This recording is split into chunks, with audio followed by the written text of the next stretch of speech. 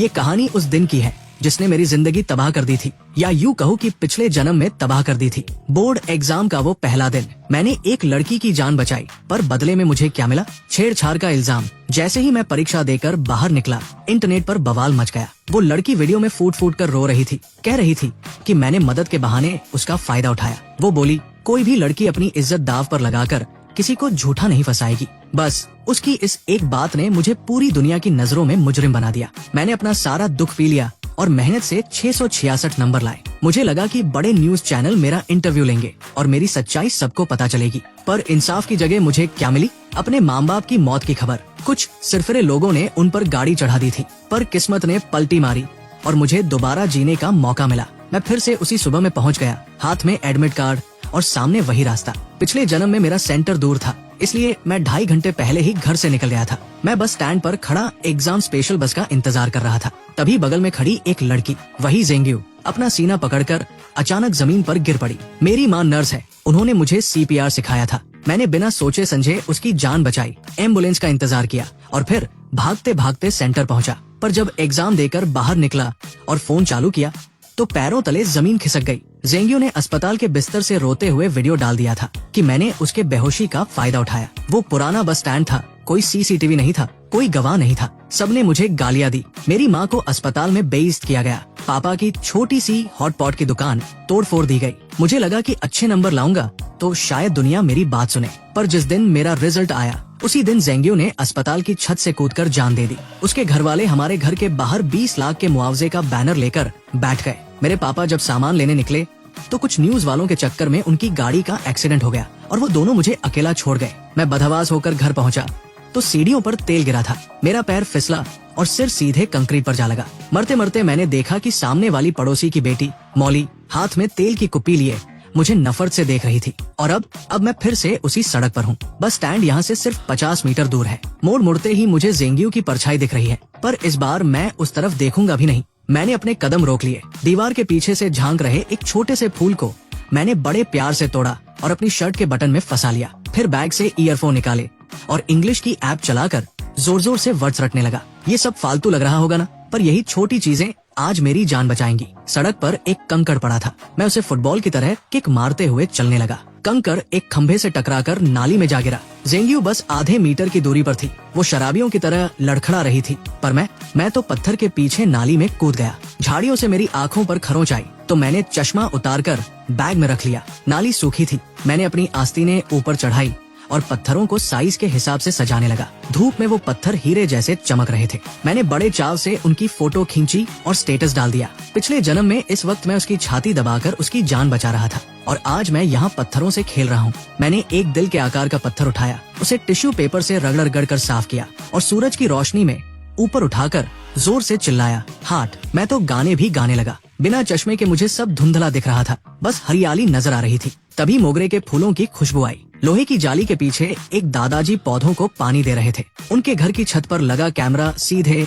मेरी तरफ था। मैंने हेडफोन हटाकर कहा, राम राम दादाजी, आपके मोगरे की खुशबू तो मोहल्ले भर में महक रही है। वो खुश हो गए, बोले, बेटा पेपर देने जा रहे हो? मैंने हाँ कहा। उन्होंने मुझे ढेर सारे सुंदर फूल तोड़ कर दिए। इस सब में 10 मिनट और निकल गए। तभी कुछ आंटियां झोला लेकर बस स्टैंड की तरफ आती दिखी। मैं फूलों का गुच्छा लेकर उनके पीछे पीछे चलने लगा। एक आंटी ने मुड़कर पूछा, अरे बेटा, ये फूल कहाँ से लाए? मैंने मुस्कुराते हुए अपना चश्मा पहना और कहा, आंटी आपको पसंद है, ये लीजिए। मैंने सारे फूल उन्हें बांट दिए। जब हम बस स्टैंड पहुँचे, जेंग्यू कहीं नहीं दिखी। वो तो बस स्टैंड के पीछे झाड़ियों में गिरी पड़ी थी, जिसे विज्ञापन वाले बोर्ड ने ढक दिया था। किसी को कुछ पता नहीं चला। जैसे ही बस आई, मैं सबसे पीछे जाकर बैठ गया और फिर से कान में ईयरफोन ठूंस लिए। बस चलने ही वाली थी कि एक आंटी की नजर जेंग्यू के गिरे हुए फोन पर पड़ी। फिर उन्होंने उसे देखा और चीख निकल गई उनकी। वो बेचारी नीली पड़ चुकी थी, पर मैंने मुड़कर एक बार भी नहीं देखा। लोग कहेंगे कि मैं रास्ता बदल सकता था या टैक्सी ले लेता, पर क्यों?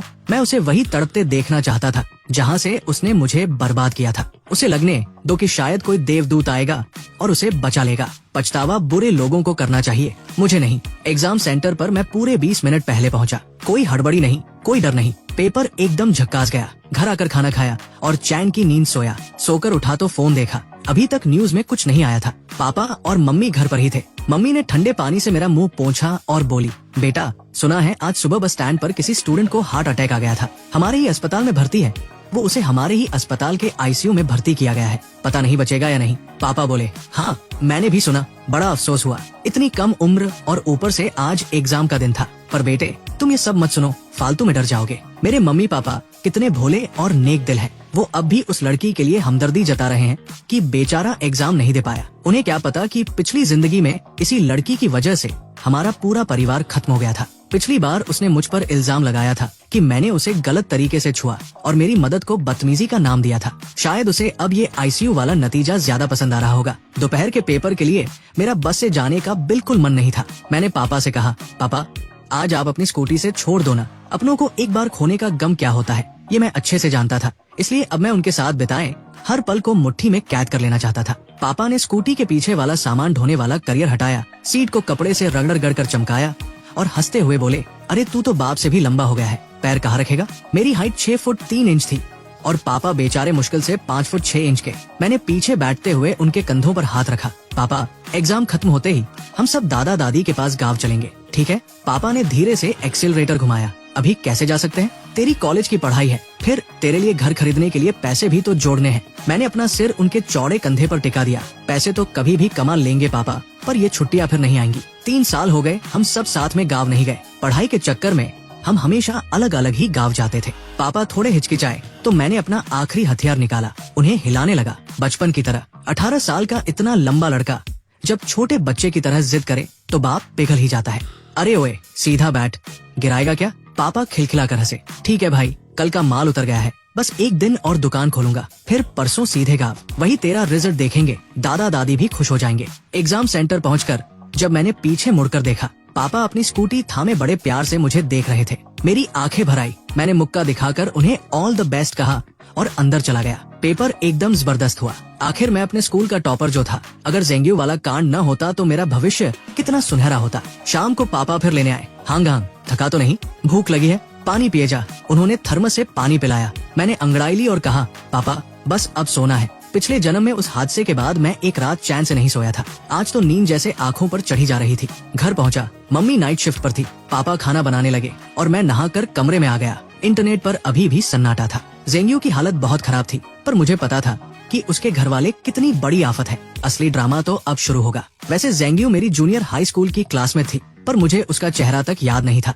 पिछले जन्म के वीडियो में उसने दावा किया था कि मैं उस पर तब से डोरे डालता था। उसने मुझे गंदी नाली का चूहा कहा था, जिसके बाल हमेशा चिपचिपे रहते हैं और जिससे बदबू आती है, जबकि मैं दिखने में काफी ठीक ठाक हूँ। लोग तो कहते हैं मैं हीरो लगता हूँ। अगर वो मरती नहीं तो मैं अपनी बेगुनाही साबित कर देता, पर मरे हुए इंसान से कोई नहीं जीतता। पिछले जन्म में मुझे किसी ने गुमनाम फोटो भेजी थी। एक कबाड़ जैसे कमरे की दीवार पर मेरी ढेरों फोटो लगी थी। मेरी खोई हुई चीजें, जैसे मेरा तौलिया, पानी की बोतल, इस्तेमाल किए हुए पेन, यहाँ तक कि मेरे पुराने अंडरवियर और फटे जूते भी वहाँ सहेज कर रखे थे। वो ज़ेंग्यू का कमरा था। वो लड़की साइको थी, मेरा पीछा करती थी, कूड़ेदान तक छान मारती थी। उस दिन बस स्टैंड पर उसका होना कोई इत्तेफाक नहीं, एक सोची समझी साजिश थी। उसके घर वालों को बस पैसा चाहिए था। मरने से पहले उसने मुझे फोन करके कहा था कि अगर मैं उससे शादी कर लूं और उसके माँ बाप को 10 लाख का दहेज दे दूं तो वो सब ठीक कर देगी। मुझे ऐसा लगा जैसे किसी चूहे ने मुझे चूमने को कह दिया हो। मुझे उल्टी आ गई थी। उसके बाद उसने सुसाइड कर लिया। मेरे पास रिकॉर्डिंग थी,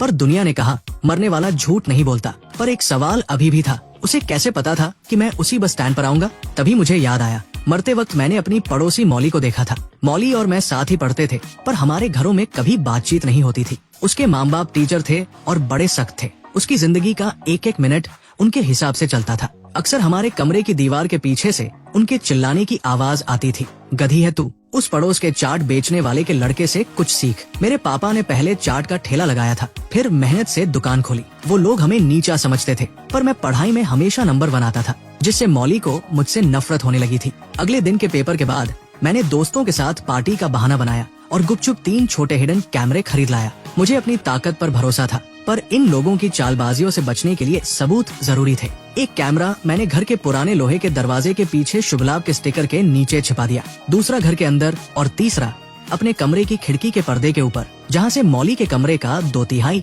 हिस्सा साफ दिखता था। जैसे ही मैंने फोन पर ऐप खोलकर कैमरा चेक किया, मेरे हाथ कांप गए। मौली के कमरे की दीवार पर मेरी एक बड़ी सी फोटो थी, जिस पर लाल पेन से बड़ा सा एक्स लगा था। लाल रंग नीचे ऐसे बह रहा था जैसे खून हो। मेरा चेहरा तीरों से छलनी कर दिया गया था। अब पक्का हो गया था, पिछले जन्म में मुझे बर्बाद करने वाली ये मौली ही थी। वो गुमनाम फोटो भी इसी ने भेजी होगी। मैंने एक नया फेक अकाउंट बनाया और मौली का सोशल मीडिया ढूंढा। जो दिखा उसे देखकर रोंगटे खड़े हो गए। उसकी प्रोफाइल जानवरों पर जुल्म करने वाले वीडियो से भरी थी। हमारे मोहल्ले की बिल्लियाँ और कुत्ते। मैं एक साइको के बगल में रह रहा था। मैंने फौरन उन सबका स्क्रीनशॉट लिया और रिकॉर्डिंग कर ली। तभी उसकी फॉलोइंग लिस्ट में मुझे एक जाना पहचाना चेहरा दिखा। मेरा एक ऐसा फॉलोअर जो कभी कुछ पोस्ट नहीं करता था, पर मेरी हर पोस्ट को दिन में 50 बार देखता था। मुझे शक हुआ, क्या ये ज़ेंग्यू है? इस वक्त मैंने वो दिल वाला पत्थर और अपने घर के आंगन के मोगरे के फूलों की एक साथ फोटो खींची और इंटरनेट पर डाल दी। साथ में एक प्यार भरी कहानी भी शेयर कर दी। एग्जाम खत्म होने के अगले ही दिन मम्मी ने अपनी 15 दिन की छुट्टी ले ली। पापा ने दुकान पर ताला जड़ा और हम तीनों सीधे अपने गांव निकल गए। जब गांव वालों ने गले लगाया, तब जाकर कलेजे को ठंडक मिली। पिछले जन्म का वो सारा डर और तनाव जैसे कहीं गायब हो गया। मैं अपने छोटे भाइयों और कुत्ते के साथ खेतों में पागलों की तरह दौड़ता खेलता, पर मेरी नजर अभी भी ज़ेंग्यू की खबरों पर थी। उम्मीद के मुताबिक आईसीयू में 6 दिन रहने के बाद उसे होश आ गया और बिल्कुल पिछले जन्म की तरह उसने इंटरनेट पर रोना धोना शुरू कर दिया। उसने बस स्टैंड पर मौजूद उन 7 आंटियों, बस ड्राइवर और मुझ पर इल्जाम लगाया कि हमने उसे मरते हुए छोड़ दिया। उसकी हालत सच में तरस खाने लायक थी। दिल का दौरा पड़ने और इलाज मिलने के बीच 40 मिनट का गैप हो गया था, जिससे उसके शरीर की बैंड बच चुकी थी। अब उसे जरा सा भी झटका लगता तो उसकी जान जा सकती थी। दिमाग की कोशिकाओं को गहरा नुकसान पहुंचा था और ऑक्सीजन की कमी से उसकी किडनियां फेल हो गई थी। अब वो पूरी जिंदगी डायलिसिस के भरोसे थी। वो 18 साल की थी, एग्जाम देने निकली थी। उसके साथ बुरा हुआ, ये सच है। पर क्या इसका मतलब ये है कि हम सब उसकी बर्बादी का बिल भरें? पिछले जन्म की तरह इंटरनेट के कीड़ों ने बस स्टैंड पर मौजूद हर इंसान की कुंडली खंगालनी शुरू कर दी। मैं सबसे पीछे था, फिर भी सबसे पहले मुझे निशाना बनाया गया। किसी ने मेरी सुबह 6:30 बजे घर से निकलने वाली फोटो डाल दी और सवाल उठाया कि 5 मिनट का रास्ता तय करने में मुझे 7 क्यों बज गए। लोग कहने लगे, भाई इतनी देर क्यों लगाई, इसकी भी गलती है। वाह भाई, गलती है की भी हद होती है। पर इस बार मैं कच्चा खिलाड़ी नहीं था। मैंने रास्ते भर जो फोटो खींची थी और छेप कर 50 मिनट पर जो पत्थर वाला स्टेटस डाला था, वो सब सबूत थे। पापा ने उस मोगरे वाले दादाजी से बात की, जो हमारे पुराने कस्टमर थे। दादाजी ने अपने घर के सीसीटीवी की फुटेज दे दी। उसमें साफ दिख रहा था कि 7 बजे तक तो मैं उनसे बातें कर रहा था और फूल तोड़ रहा था। मोड़ की वजह से मुझे बस स्टैंड दिख ही नहीं रहा था। ऊपर से मैंने चश्मा भी नहीं पहना था। बाकी पड़ोसियों के कैमरों ने भी साबित कर दिया कि मैं वही था। बस के कैमरे ने दिखा दिया कि मैं बस स्टैंड पर पैर रखने से पहले ही गाड़ी में चढ़ गया था। मेरा ज़ेंग्यू से आमना सामना हुआ ही नहीं। जब इतने पक्के सबूत सामने आए तो लोगों की सहानुभूति मेरी तरफ मुड़ गई। मैं तो एक सीधा साधा स्टूडेंट था जिसे बेवजह घसीटा जा रहा था। और वो आंटिया, भाई साहब, वो तो प्रोफेशनल फाइटर निकली। जैसे ही ज़ेंग परिवार ने उन पर इल्जाम लगाया, आंटियों ने सीधा उन पर मानहानि का केस ठोक दिया। खासकर वो बॉबकट वाली आंटी, वो तो पूरे शहर की दबंग थी। उन्होंने ज़ेंग परिवार की ऐसी तैसी कर दी। इधर ज़ेंग्यू की हालत ये थी कि उसे होश आते ही वो मेरे प्रोफाइल को दिन में 100 बार चेक कर रही थी। मैंने भी चालाकी की। रोज मोगरे के फूल की फोटो डालता और उस पर मिस यू, लव यू वाले गुलाबी स्टिकर चिपका देता। वो पागल हो गई थी। रात के 3 बजे तक मेरा प्रोफाइल चेक करती थी। मुझे तो लगा था शायद हार्ट अटैक से निपट जाएगी, पर कहते हैं ना, नीम हकीम खतराए जान, और पापियों की उम्र लंबी होती है। उसने सहानुभूति बटोरने के लिए लाइव स्ट्रीमिंग शुरू कर दी। गरीबी का रोना रोया, अस्पताल के बिल दिखाए। कुछ भोले लोगों ने उसे पैसे भी दान कर दिए। फिर आया वो दिन जिसका सबको इंतजार था, रिजल्ट। हम सब कंप्यूटर के सामने बैठे थे। पिछले जन्म में इतने तनाव के बाद भी मेरे 658 नंबर थे। इस बार क्या होगा? मैंने रोल नंबर डाला, पर स्क्रीन पर कुछ नहीं आया। पापा पसीने पसीने हो गए। दादाजी को लगा गांव का इंटरनेट खराब है। मैंने धीरे से दादाजी का हाथ पकड़ा और मुस्कुराते हुए कहा, दादाजी, टॉप 50 बच्चों के नंबर सीधे स्क्रीन पर नहीं दिखाए जाते। मम्मी पापा को बात समझ आई और वो पागलों की तरह नाचने लगे। पूरे मोहल्ले और गांव को पता चल गया कि कुछ बड़ा हुआ है। दादाजी की तो आंखों से आंसू ही नहीं रुक रहे थे। उन्होंने पापा को डांटा, अरे ओ बुद्धू, खड़ा क्या है? जा शहर से मीट मछली और मिठाई मंगवा, पूरे गांव को दावत देंगे। तभी पापा का फोन बजा। नंबर देखते ही मेरी चीख निकल गई। पापा, ये तो टॉप यूनिवर्सिटी वालों का फोन है। पापा के हाथ कांप रहे थे, फोन ही नहीं उठा पा रहे थे। दादाजी ने फोन छीना और बड़े टशन में बोले, हेलो, हाँ, मैं उसका दादा बोल रहा हूँ। जी जी, बहुत शुक्रिया। पापा और मम्मी ने कान लगा रखा था, पर दादाजी ने उन्हें पास नहीं आने दिया। फोन कटा तो दादाजी और पापा दोनों रो पड़े। बेटा, तूने तो कमाल कर दिया। तेरे 708 नंबर आए हैं, तू पूरे स्टेट का टॉपर है। बस फिर क्या था, टीवी वाले गांव पहुंच गए। मेरा इंटरव्यू हुआ, पूरे देश में मेरा नाम छा गया। जो लोग पहले जेंग्यू की बातों में आकर मुझे कोस रहे थे, अब वो मेरी तारीफों के पुल बांध रहे थे। जेंग्यू की पोल खुल गई। लोग उसे सोशल मीडिया पर झूठी और अटेंशन सीकर कहकर गलियां देने लगे। स्कूल कॉलेज वाले पापा को फोन करके इनाम देने की बात करने लगे। पापा बोले, अब गाँव में नहीं रुक सकते, शहर जाना होगा, एडमिशन की औपचारिकताएं पूरी करनी है। दादा दादी को डर था कि कहीं कोई मेरा एडमिशन लेटर ना चुरा ले। मैं तो चाहता था कि गांव में तब तक रुकूं जब तक जेंग्यू का तमाशा खत्म ना हो जाए, पर पूरा परिवार गाड़ी में बैठा और हम वापस जंगचिंग शहर आ गए। जैसे ही हमारी गाड़ी मोहल्ले के गेट पर रुकी, पड़ोसियों ने हमें ऐसे घेर लिया जैसे कोई फिल्मी सितारा आया हो। मजबूरी में हमें नीचे उतरना पड़ा। मेरे पापा पुराने बिजनेसमैन हैं, मोहल्ले के हर बंदे को जानते हैं। लोग चिल्लाने लगे, अरे सेठ जी वापस आ गए, बधाई हो भाई, क्या खिलाया था लड़के को? 708 नंबर, कैसे पढ़ता था ये? पापा फूलकर कुप्पा हो गए। अरे हमने क्या सिखाना था, ये तो हमेशा क्लास में टॉप 3 में रहता था। एक आंटी ने पूछा, ये खाता क्या है, कौन सी किताबें पढ़ता है? पापा ने मौका देखकर चौका मारा। अरे और क्या खाएगा, हमारी दुकान की स्पेशल मटन करी और मसाला हांडी खाता है, एकदम असली मसालों वाली, दिमाग तेज और पेट ठंडा। पापा ने मुझे आगे कर दिया। मैं भी जानबूझकर पंजों पर खड़ा हो गया ताकि अपनी 6 फुट से ज्यादा की हाइट दिखा सकूं। आंटियां मुझे ऊपर नीचे से देखने लगी। कोई सिर पर हाथ रख रही थी तो कोई गाल खींच रही थी। सब कह रहे थे, कितना सुदर्शन लड़का है, खानदानी शक्ल है इसकी। सब अपनी औलादों के लिए मेरा आशीर्वाद चाह रहे थे। बड़ी मुश्किल से पीछा छुड़ाकर घर की तरफ भागा तो पापा ने चाबियों का गुच्छा मेरी तरफ उछाला और बोले, जल्दी जा दुकान खोल और साफ सफाई कर, मैं माल लेकर आता हूँ। तेरी कॉलेज की फीस भी तो निकालनी है। पापा को अभी भी अपने टॉपर बेटे की डिमांड का अंदाजा नहीं था। मैं और मम्मी अभी दुकान झाड़ ही रहे थे कि पूरा मोहल्ला दुकान पर टूट पड़ा। पड़ोसियों ने तो मम्मी को सलाह दे दी कि दुकान का नाम सेठ जी की दुकान से बदलकर टॉपर की दुकान रख दो। तभी मेरे स्कूल के दोस्त भी पहुंच गए। सबका रिजल्ट अच्छा आया था। वो कहते हैं ना, चढ़ते सूरज को सब सलाम करते हैं। आज वही लोग मेरी आरती उतार रहे थे जो पिछले जन्म में मुझ पर सड़े हुए अंडे और कचरा फेंक रहे थे। रात के 12 बजे तक दुकान पर इतनी भीड़ रही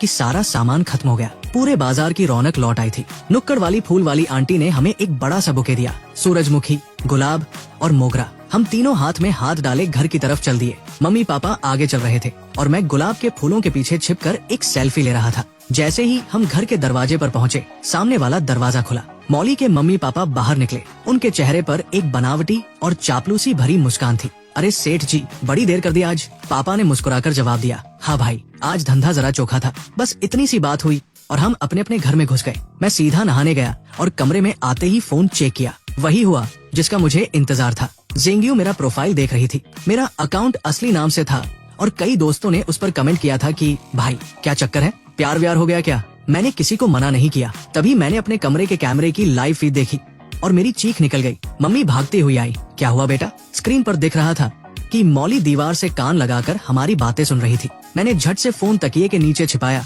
और हाथ में चार्जर लेकर बैठ गया। कुछ नहीं मम्मी, बस ये चार्जर पैर पर गिर गया था। मम्मी ने लाड जताया और चली गई। उनके जाते ही मैंने ईयरफोन लगाए। मौली अभी भी दीवार से चिपकी थी। उसकी आंखें मेरी खिड़की पर गड़ी थी। उसके बिखरे हुए काले बाल किसी चुड़ैल जैसे लग रहे थे। जब उसे लगा कि मेरे कमरे से कोई आवाज नहीं आ रही तो वो पागल हो गई। उसने हाथ में एक नुकीली चीज उठाई और बिस्तर के पीछे लगी मेरी फोटो को पागलों की तरह गोदने लगी। अगर मैं उसके सामने होता तो वो मुझे 100 बार चाकू मार देती। मैंने अपनी अलमारी से कसरत करने वाला ग्रीपर निकाला और प्रैक्टिस करने लगा। साथ ही पिछले कुछ दिनों की रिकॉर्डिंग देखी। पता चला कि एग्जाम खत्म होने के बाद मौली के माँ बाप ने उसे जबरदस्ती फिर से पूरा पेपर हल करवाया था। रात के 2 बजे तक वो उसे टॉर्चर करते रहे। अगले दिन उसे बहुत पीटा गया क्योंकि उसके नंबर कम आए थे। 600 नंबर लाने वाली लड़की 490 पर अटक गई थी। उसे खाना तक नहीं दिया गया। वो रात भर मेरी खिड़की के बाहर किसी साई की तरह खड़ी रही। बहुत खौफनाक नजारा था, पर पिछले जन्म में जो मेरे परिवार के साथ हुआ उसके सामने ये कुछ भी नहीं था। मैंने जानबूझकर खिड़की का पर्दा थोड़ा खुला छोड़ा और दीवार के सहारे लगकर एक सेल्फी ली। फोटो में मेरा साइड फेस और मौली के कमरे की वो खौफनाक दीवार एक डरावनी फिल्म के पोस्टर जैसी लग रही थी। मैंने उसे पोस्ट कर दिया और ओनली मी सेटिंग कर दी। जेंग्यू 1 सेकंड में ऑनलाइन आ गई। मैंने फोटो ऐसी सेट की थी कि वो ना तो स्क्रीनशॉट ले सके और ना ही रिकॉर्ड, बस उसके सन की दिमाग पर गहरी छाप छोड़ जाए। इसके बाद मैंने एक गाना शेयर किया, वही गाना जो मौली को बहुत पसंद था। अगले 1 हफ्ते तक मैंने यही ड्रामा जारी रखा। जेंग्यू पागलों की तरह रात रात भर मेरा प्रोफाइल चेक करती रही। जेंग्यू के अस्पताल से डिस्चार्ज होने से 1 दिन पहले स्कूल के ग्रुप पर लोग उससे मिलने जाने की बात करने लगे। एक दोस्त ने मुझे भी बुलाया पर मैंने सीधा ग्रुप छोड़ दिया और उन सबको ब्लॉक कर दिया। जेंग्यू ने मुझ पर झूठा इल्जाम लगाया था और ये महात्मा लोग उसके पास फल लेकर जा रहे थे। डिस्चार्ज वाले दिन हम फिर से गांव के लिए निकल गए। मम्मी ने बताया कि मौली की माँ मेरे पुराने नोट्स मांगने आई थी क्योंकि मौली को फिर से तैयारी करनी थी। मम्मी ने सीधे मुंह बोल दिया कि नोट्स तो हमने किसी और को दे दिए। सही किया मम्मी ने। जो लोग पहले हमें नीचा दिखाते थे आज वो हमारे तलवे चाट रहे हैं। पापा ने मेरे सारे नोट्स और किताबें संभाल कर रखी थी ताकि गांव के छोटे भाई बहनों के काम आए। गांव में मेरी कामयाबी का जश्न मनाया जा रहा था। जिस दिन शहर में मेरे दोस्तों की पार्टी थी उसी दिन गांव में मेरी सफलता की दावत थी। दावत से पहले दादाजी मुझे पूर्वजों की कब्र पर ले गए। हमने वहाँ अगरबत्ती जलाई और पूर्वजों को बताया कि उनका पोता टॉपर बन गया है। धुएं के गुबार के बीच मैंने हाथ जोड़कर मन्नत मांगी, हे पुरखों, बस आज रात जेंग्यू का वो पागलपन जाग जाए और वो उस मौली को अपने साथ ले जाए। मुझे अंदाजा नहीं था कि मेरे पूर्वज इतनी जल्दी सुन लेंगे। रात को मैं सोने ही वाला था कि फोन बजा। मेरे स्कूल के ग्रुप से जुड़े एक दोस्त का फोन था। मैंने जब हाई स्कूल ग्रुप खोला तो मेरा कलेजा मुंह को आ गया। वहाँ वीडियो और फोटो की बाढ़ आई हुई थी। धीरे धीरे पूरी कहानी सामने आने लगी। हमारे मोहल्ले से कुछ ही दूरी पर वो सड़क है जहाँ सब कुछ खत्म हुआ। पार्टी खत्म करके मेरे दोस्त बाहर निकले थे। कोई बातें कर रहा था तो कोई बस का इंतजार। तभी वहाँ मौली और जेंग्यू साथ साथ दिखी। पता नहीं उनके बीच क्या बात हुई पर अचानक दोनों में जोरदार बहस शुरू हो गई। दोस्तों ने बताया कि बहस इस बात पर थी कि जिस दिन जेंग्यू को हार्ट अटैक आया था वो मौली से फोन पर बात कर रही थी और मौली ने उसे कुछ ऐसा कह दिया था जिससे उसे सदमा लगा। दोनों जानी दुश्मन की तरह सड़क पर ही गुत्थम गुत्ता हो गई। उसी वक्त एक तेज रफ्तार रेत से भरा ट्रक वहाँ से गुजरा। जेंग्यू ने अपना सारा जोर लगाया और मौली को ट्रक के सामने धकेल दिया पर मौली भी कम खिलाड़ी नहीं थी। उसने मरते मरते जेंग्यू का हाथ पकड़ लिया और उसे भी अपने साथ खींच लिया। दोनों ट्रक के पिछले पहियों के नीचे आ गई। जेंग्यू की मौके पर ही मौत हो गई और मौली के दोनों पैर कट गए। उसका शरीर सड़क पर बुरी तरह रगड़ गया था। ये मंजर बिल्कुल वैसा ही था जैसा पिछले जन्म में मेरे माँ बाप के साथ हुआ था। मौके पर मौजूद मेरे दोस्त बदहवास हो गए। कोई रो रहा था तो कोई उल्टियाँ कर रहा था। जब मैं ये खबर सुनी तो मैं रजाई में मुंह छिपाकर पागलों की तरह हंसा। मेरी आंखों से आंसू निकल आए पर वो खुशी के थे। मौली को 2 दिन बाद होश आया। उसके कूल्हे के नीचे का हिस्सा काटना पड़ा था और उसकी खाल इतनी छिल गई थी कि डॉक्टरों को उस पर मछली की खाल लगानी पड़ी। ट्रक वाला तो बच गया क्योंकि गलती इन दोनों की थी। ऊपर से ट्रक भी खटारा था तो मुआवजे की भी कोई उम्मीद नहीं थी। हम गांव में अपनी दावत निपटाकर 2 दिन बाद शहर लौटे। मोहल्ले के गेट पर देखा तो तमाशा लगा था। कुछ लोग एक हाथ गाड़ी खींच रहे थे। मैंने देखा कि आगे आगे जेंग्यू का बाप चल रहा था। मैंने पापा से कहा, पापा गाड़ी सीधे दुकान ले चलो, यहाँ रुकना ठीक नहीं। सामान दुकान में रखकर हम तमाशा देखने पहुँचे। पता चला कि उस गाड़ी पर जेंग्यू की लाश रखी थी। इतनी गर्मी में लाश पर बस कुछ बर्फ के टुकड़े थे। बदबू आने लगी थी। लोग नाक सिकोड़कर दूर खड़े थे। जेंग परिवार का तर्क बड़ा अजीब था। उनका कहना था कि मौली की वजह से उनकी बेटी मरी है। अब भले ही जेंग्यू ने मौली को धक्का दिया था पर जेंग परिवार का वही पुराना डायलॉग था, मरने वाला हमेशा सही होता है। मौली के माँ बाप ने खुद को घर में कैद कर लिया और उसी रात चुपचाप घर छोड़कर भाग गए। पर जेंग परिवार शांत नहीं हुआ। उन्होंने उनके स्कूल के बाहर धरना दिया, बैनर लगाए और जेंग्यू का अंतिम संस्कार करने से मना कर दिया। इंटरनेट पर भी बवाल मच गया। मैंने भी बहती गंगा में हाथ धोया और चुपके से मौली का वो जानवरों पर जुल्म करने वाला अकाउंट वायरल कर दिया। बस फिर क्या था, पूरा देश उनके खिलाफ हो गया। लोग मौली के अस्पताल के बाहर मरे हुए जानवरों की फोटो और बद्दुआओं वाले पोस्टर चिपकाने लगे। जो नफरत पिछले जन्म में मेरे परिवार ने झेली थी आज वो सब उनके साथ हो रहा था। पर मुझे पता था कि ये लोग अभी भी खतरनाक हैं। मौली के माँ बाप टीचर थे, एक बायो का और एक केमिस्ट्री का। ऊपर से अब उनकी बेटी अपाहिज हो गई थी, एज चली गई थी, नौकरी छूट गई थी और पैसा खत्म हो गया था। ऐसे लोग जहरीले नाग की तरह होते हैं। मैं साये की तरह अपने माँ बाप के साथ रहने लगा। उन्हें अकेले बाहर नहीं जाने देता था। शुरू में उन्हें लगा मैं मजाक कर रहा हूँ, पर जब मैंने उन्हें पूरा खतरा समझाया तो वो भी सावधान हो गए। 1 हफ्ते बाद खबर आई जिसने पूरे देश को हिलाकर रख दिया। ट्रक कंपनी ने इंसानियत के नाते जेंग परिवार को 5 लाख रुपए दिए थे, जिसके बाद उन्होंने गांव में तेरवी रखी। जेंग के माँ बाप को लाइमलाइट का चस्का लग गया था। उन्होंने पूरे गांव को दावत दी और उन न्यूज वालों को भी बुलाया जो मौली के खिलाफ बोल रहे थे। उनमें वो लड़का और उसके माँ बाप भी थे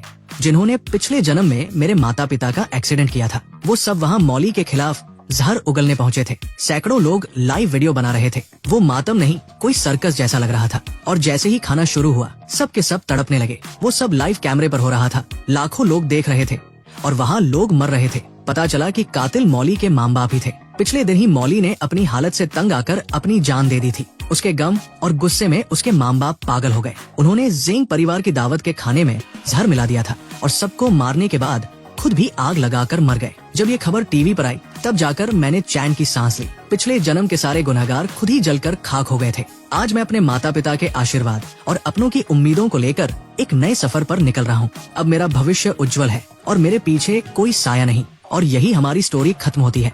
अगर आपको हमारी वीडियोस अच्छी लगती है तो हमारे चैनल को सब्सक्राइब जरूर करें। फिर मिलेंगे अगली वीडियो में।